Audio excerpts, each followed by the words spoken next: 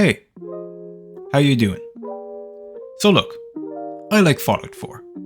I've been playing the game since it was released, and in the last near decade of doing multiple different playthroughs that vary in a variety of different playstyles, I can't help but feel a sense of frustration when I think about Fallout 4. And that's strange, because I just claimed that I like Fallout 4. And I do, but Fallout 4 gives me this irritating itch in the centre of my chest cavity, which turns into a spicy mental burning sensation. So when I'm not having a heart attack thinking about Fallout 4, I think about my experiences playing Bethesda's games in the last 10 years of my life.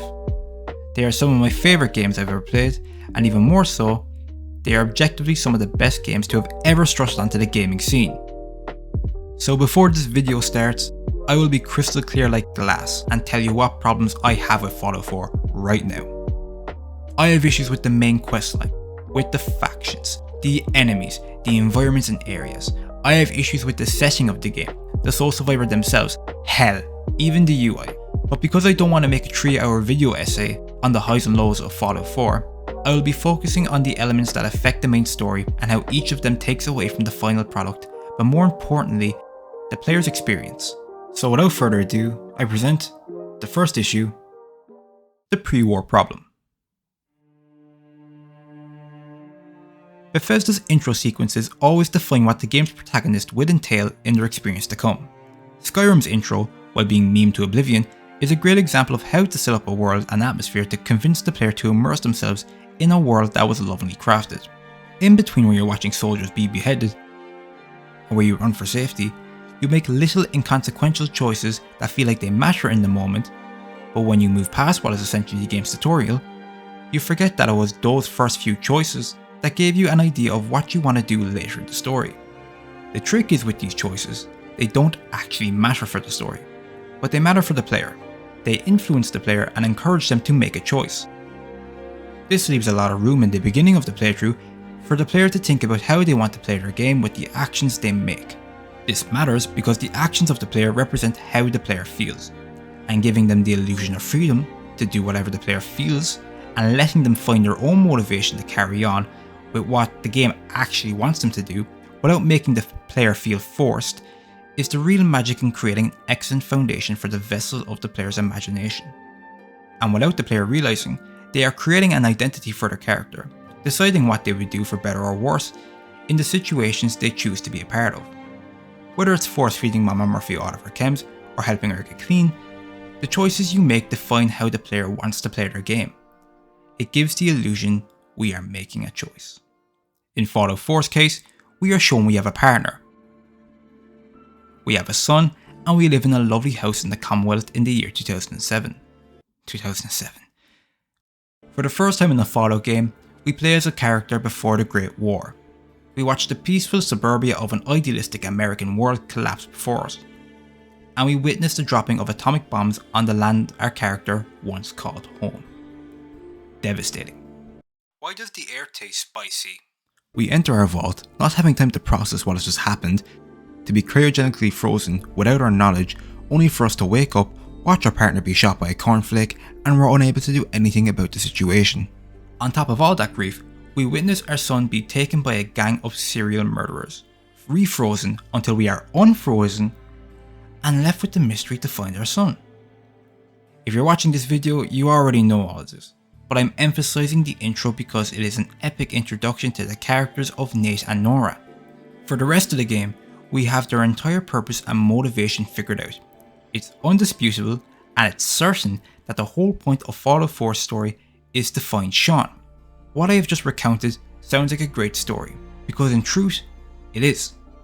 What we got was an introduction that shows us who the character we play is. What we were shown were reasons for a character that we have no significant attachment to motivate them on their quest. Because we didn't get an option to decide what drives them, and the result of not having the choices to define our identity or figure out why we want to do what we are told, is that we don't. We don't really know if we want to do what we're told because those reasons don't really motivate the player. They motivate the character of Nate or Nora. It might sound a bit much, but what I'm getting at is that due to a very powerful and very concrete introduction to Fallout 4, It cements our character's identity and motivations instead of giving us the illusion of freedom to give us time to figure out our own character's identity and motivating us to find Shaun. This is an issue because no matter what you do, no matter the choices you make, good or bad, you will always be Nate or Nora from pre-war America, who lost their partner and had the misfortune of their son being kidnapped. This will always be the context for the main quest. You can't shuffle the information into something new because the information given only works a certain order. Compare this to Skyrim or Fallout New Vegas. Those games have a powerful introduction, but they remove the certainty and the personalness that Fallout 4 gives us. The Dragonborn and the Courier were both living their lives only to be interrupted by a power they cannot fight. They are both at death's door and are granted a second lease on life. And the reason why they're given a second lease on life is to fulfill their new destiny. This gives the player an opportunity to create a new identity every time they play. And for every new identity the player finds in their character, they might also find a new motivation. So the context of the story stays the same, like Fallout 4, but you can look at it from different angles and find new meaning in the information given, thus reshuffling the order. Here's my point. No matter what you do in Fallout 4, you will always be Nate or Nora. You will always have the same foundation for your motivation, no matter what way you try to contort your imagination. And this is all because the game introduces the sole survivor too soon. I know that there are other issues to the story, and I'll be touching on them after this, but I think the simplest and rather effective way to fix Fallout 4's introduction problem is to remove everything before you watch Kellogg shoot your partner and take your son. What this does is place the sole survivor in a tomb they don't remember entering. They watch people they don't know be shot and abducted. As they are refrozen and then unfrozen, they wake up and are given the quest to find out what happened to the child. If you remove the certainty of knowing the sole survivor's partner and son were shot and abducted and replace it with a random murder and the kidnapping of a kid the sole survivor doesn't remember, it not only gives the sole survivor a motivation to find out what happened, it also gives the player a motivation to figure out what's going on.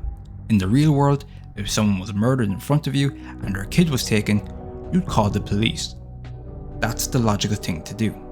I'm not saying erase the history between the sole survivor, their partner, and Shaun, because that would create plot holes in the story.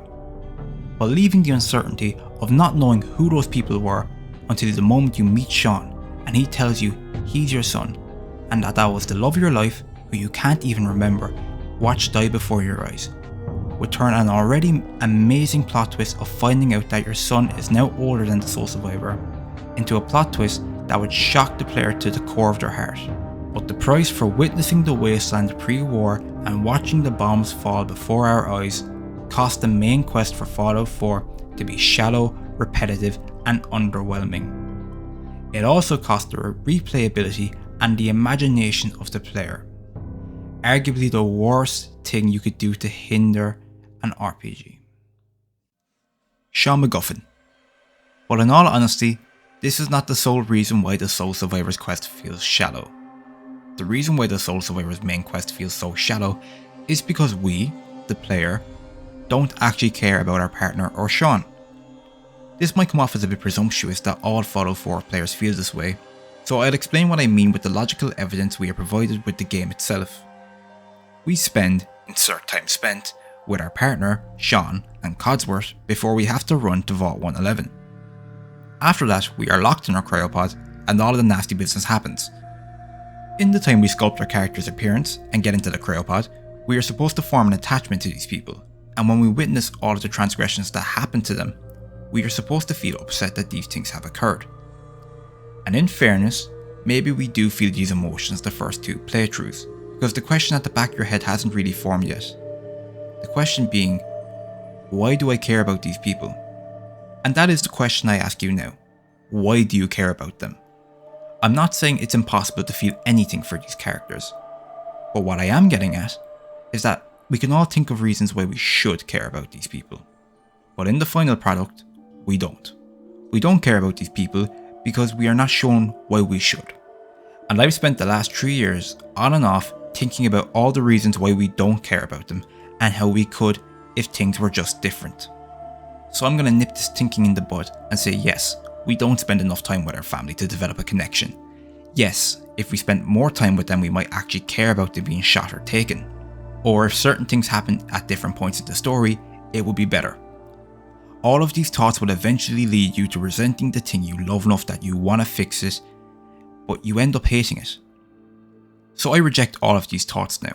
I'm a firm believer in playing the cards I'm dealt, and if I don't like the cards I'm dealt, I'll play a different card game. What I'm getting at is this. These are the events that are supposed to be the driving force for the player's motivation, and are used at every step of the main story until you meet Shaun. You rescue Nick because you need to find out what happened to your son. You join up with the various factions because they have the resources and abilities to find him. A lot of the introduction to all of these very important people and things are fueled by the assumption the player wants to find Shaun, because they care about Shaun. The whole reason for the player to play the main quest is based off the assumption the player cares about the boy. I do not care about Shaun for any reason. I care about Codsworth more than Shaun because he goes through a bigger character arc than Shaun. He's also a follower, but you know what I mean.